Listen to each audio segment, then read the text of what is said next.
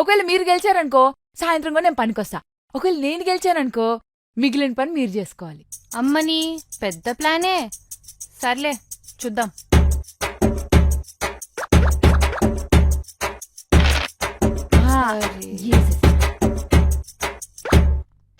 Yes చచ్చిపోయింది. Yes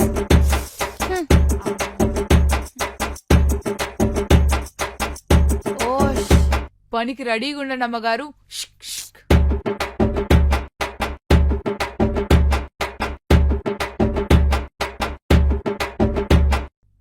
నీ పనిని నీతోనే చేయిస్తా చూడ్చారు.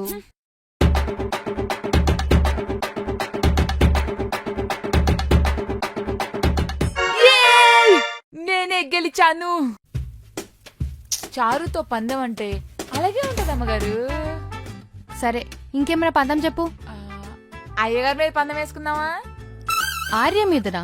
ఏం పందెం? అయ్యగారికి వేరే అమ్మాయిలాగా ఫోన్ చేస్తా.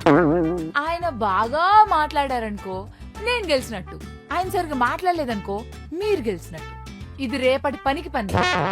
ఆర్య ఏమీ తెలియని అమ్మాయిలతో మాట్లాడు, అసలు చూడని కూడా చూడడు. హీస్ అ జెంటిల్మెన్, నాకు తెలుసు. ఈసారి గెలుపు నాదే. ఆహా సరే అమ్మగారు, అది చూద్దాం. నేను మొన్ననే కొత్త సిమ్ తీసుకున్నా, ఫోన్ తీసుకొస్తాగండి. హలో అయ్య గారు. ఆర్య గారు, నేను ప్రియాని. మీ ఆఫీసే, మీ పక్కన డిపార్ట్మెంటే. నేనెప్పుడు చూడలేదే. నేను మాత్రం మిమ్మల్ని చూస్తూనే ఉంటాను. మీరు ఏ డిపార్ట్మెంట్ అన్నారు? ఇందాకే చెప్పా కదా పక్కన డిపార్ట్మెంట్. సర్లే గాని తిన్నారా? తిన్నాను. మీ వాయిస్ చాలా బాగుంటది తెలుసా. మీ డ్రెస్సింగ్ కూడా.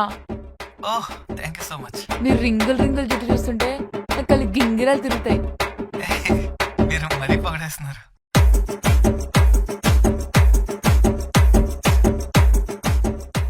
మీరు చాలా మంచి జోకులు వేస్తున్నారు ఆర్య గారు.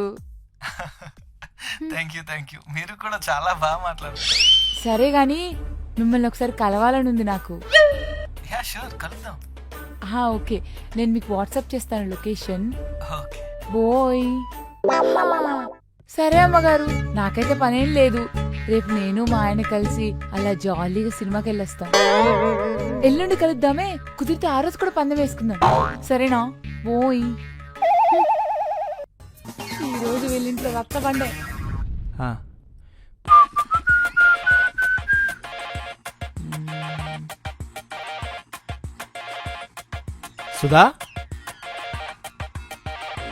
సుధా ఎక్కడికి వెళ్ళింది?